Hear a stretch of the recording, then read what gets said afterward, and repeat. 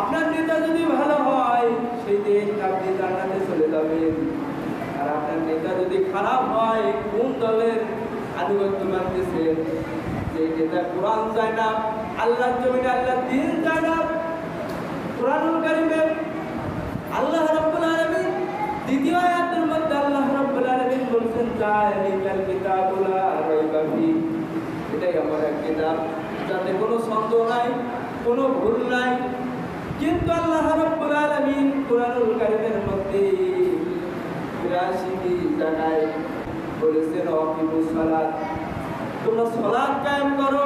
সেই নামাজ কায়েম আছে নাই? ১৯৭১ সালে দেশ স্বাধীন হয়েছে, আজ ২০০০ কত সাল? ২৫ সাল। কিন্তু সব লোকেই ছিল, আওয়ামী লীগ, জাতীয় পার্টি, বিএনপি, সব লোক ছিল না?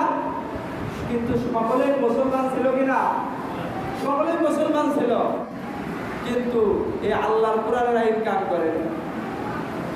আল্লাহ তাআলা বলেছেন আকিমুস সালাত, তোমরা সালাত কায়েম করো। তারপরে বলেছেন কত যাকাত, তোমরা যাকাত আদায় করো, যাকাত ভিত্তিক অর্থনীতি চালু করো। কিন্তু সেই যাকাত চালু আছে নাই। অথচ মুসলমানের সন্তান ছিল সবাই, নামে মুসলমান কিন্তু কামে নাই। কোরআনের আইন কায়েম নাই। কোরআনের আইন যদি কায়েম থাকতো, ধর্ষণকার থাকতো না, জিনা ব্যভিচার থাকতো না, চাঁদাবাজ থাকতো না, খুন খারাপি থাকতো না। আপনি দিনে বেড়াইতেছেন, ২-৩ জন নেতা আপনার পিছনে আসি আপনাকে মেরে ফেললো, এর কোনো বিচার আছে? বিচার নাই। বিচার যদি থাকতো, কোরআনের আইন যদি কায়েম থাকতো, তাহলে বিচার ঠিকই থাকতো। চোর চুরি করলে তার এখন হাত, এখন পাও কেটে দাও, এটাই কোরআনের আইন। যদি কোরআনের আইন কায়েম হয়ে যায়, এই চোরদের বিচার হবে।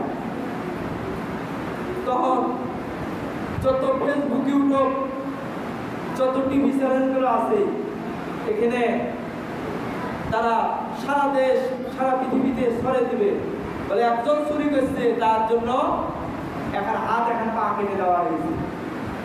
তখন যারা বাদ বাকি চোর আছে, তারা কি চুরি করবে? চুরি করবে না। কিন্তু দেখেন তো ১৯৭১ সাল থেকে শুরু করে ২০২৫ পর্যন্ত সরকার ছিল না? কোনো হিন্দু ছিল, খ্রিস্টান ছিল, বৌদ্ধ ছিল, সব মুসলমান ছিল। কিন্তু সেই আইন কায়েম আছে নাই। তার কারণ হচ্ছে কোরআন নাই। এই জন্য আমাদেরকে কোরআনের পক্ষে চলে আসতে হবে। যা এই জগতে আমরা ভুল করেছি,